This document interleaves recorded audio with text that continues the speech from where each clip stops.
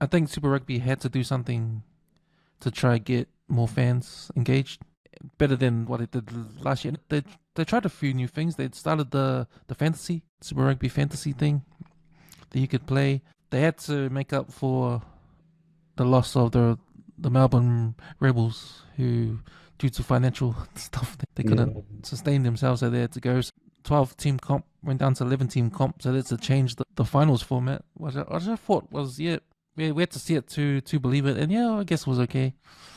But then I think the action, I think with Adi Sevilla going to Moana, that helped a lot. I think Joseph Soli going to Waratahs, that helped a lot a bit. Because man, what I wanted was Australia to do well. Because if Australia doesn't do well, then Super Rugby ain't gonna do well, you know. And it's pretty sad because Australia teams weren't doing good. But I think they stepped up, man.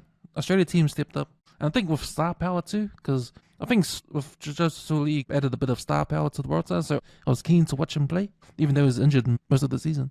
But they had the most wallabies in the team and they were still kaya, man. But then you had the Brumbies who were always up to standard every year. But man, just the coaching of Stephen Larkham, I loved him when he was a player, man, and as a coach. And Brumbies, the back three of the Brumbies, you know, they're exciting. So you know, you want these exciting players to stand up for Australia, so you can watch them.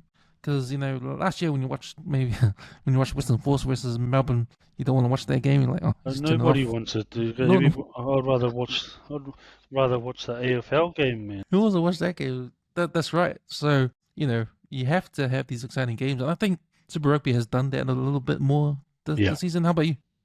Yeah, dropping that fifth team really helped the Australian rugby. You know, I think if the big hopes was for one of the big hope for Australian rugby was having Dan McKellar come back to coach at the Waratahs, and I think the talk was he was going to lead them back to glory, especially with all the star players that like they got Tupou, you had Callaway, you had all these Australian Wallaby internationals, that were given to him, and then you had Joseph Swiley, and I think he'd probably be the only one that sort of there's probably about two or three that stood out for the Waratahs, but to me they didn't really. No. But that'll come in time, man. Like that's the first season that McKellar had that group. Hopefully in the next year they'll be fitter. I think they're getting rid of Tupou. I think Taniela Tupou is going to come into the force. Yeah. Yeah, man, he should just focus on his TikTok videos. That guy. To be fair to the Force, they did really well at the start too, but they didn't have the depth to keep up with the with the schedule of Super Rugby.